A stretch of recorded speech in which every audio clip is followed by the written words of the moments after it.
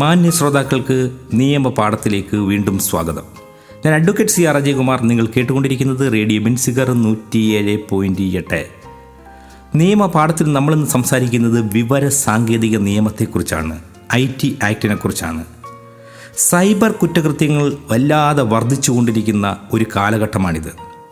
Mobile ഫോണിലൂടെ പരിചയപ്പെട്ടിട്ട് അവരെ പിന്നീട് ബ്ലാക്ക് മെയിൽ ചെയ്യുക, മൊബൈൽ ഫോണുകളിലൂടെ അശ്ലീല കമൻറ്റുകൾ പറയുക, ഫേസ്ബുക്ക്, ഇൻ്റർനെറ്റ് ഉൾപ്പെടെയുള്ള കാര്യങ്ങൾ മറ്റുള്ളവരെ അപകീർത്തിപ്പെടുത്തുന്നതിന് ഉപയോഗിക്കുക തുടങ്ങി വിവര സാങ്കേതിക മേഖലകളിലെ പുത്തൻ പ്രവണതകളെ ദുരുപയോഗപ്പെടുത്തുന്നത് നിയമവിരുദ്ധമായി ചെയ്യുന്നതിന് വിവര സാങ്കേതിക നിയമം 2000 വളരെ ശക്തമായി എതിർക്കുന്നു.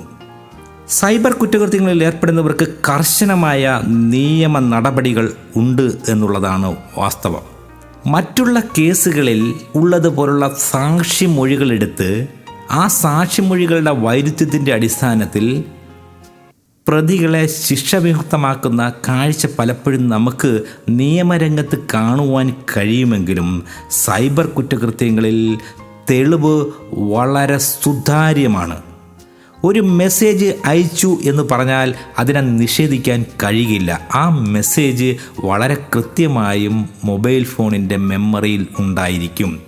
ഇനി മെസ്സേജ് സ്വീകരിച്ചാളോ അയച്ചാളോ ഇത് തങ്ങളുടെ മെമ്മറിയിൽ നിന്ന് ഡിലീറ്റ് ചെയ്താൽ പോലും ഇത് ഒരു കുറ്റകൃത്യമായി രൂപപ്പെടുന്ന സമയത്ത് സൈബർ ക്രൈം അനുസരിച്ച് റിട്രീവ് ചെയ്ത് അഥവാ തിരിച്ചെടുക്കുവാൻ, എവിടെ നിന്ന് നഷ്ടപ്പെട്ടുപോയാലും തിരിച്ചെടുക്കുവാനുള്ള സാങ്കേതിക ജ്ഞാനം സൈബർ സെല്ലിനുണ്ട് എന്നുള്ളതാണ് വാസ്തവം.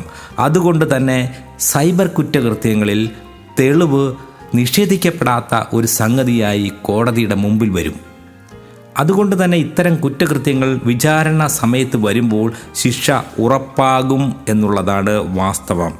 ഈ നിയമത്തിലെ 9-ാം അധ്യായത്തിലും 11-ാം അധ്യായത്തിലും വ്യവസ്ഥ ചെയ്തിരിക്കുന്ന നിയമങ്ങൾ പ്രകാരം കുറ്റം ചെയ്യുന്നവർക്ക് 3 വർഷം വരെ കഠിന തടവും 2 ലക്ഷം രൂപ വരെ പിഴയും, അതുമല്ലെങ്കിൽ ഇവയിൽ ഏതെങ്കിലും ഒന്ന് ശിക്ഷ വിധിക്കാം എന്ന് പറയുന്നുണ്ട്. മറ്റൊരാളുടെ കമ്പ്യൂട്ടർ സംവിധാനത്തിലേക്കോ ഫയലിലേക്കോ പ്രോഗ്രാം വഴി അതിക്രമിച്ച് കയറി അത് തനിയെ മറ്റു ഫയലുകളിലേക്കോ ശൃംഖലയിലുള്ള മറ്റ് കമ്പ്യൂട്ടറുകളിലേക്കോ പ്രവേശിക്കുകയും അതിലുള്ള വിവരങ്ങൾ നശിപ്പിക്കുകയോ മാറ്റിമറിക്കുകയോ ചെയ്യുന്നത് ഈ നിയമത്തിൻ പ്രകാരം 3 വർഷം വരെ കഠിന തടവോ 2 ലക്ഷം രൂപ പിഴയോ അല്ലെങ്കിൽ ഇവ രണ്ടും കൂടിയോ ശിക്ഷ വിധിക്കാവുന്നതാണ്.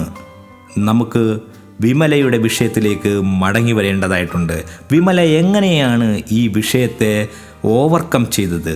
ഒരു ഇടവേളയ്ക്ക് ശേഷം അത് നമുക്ക് പരിശോധിക്കാം.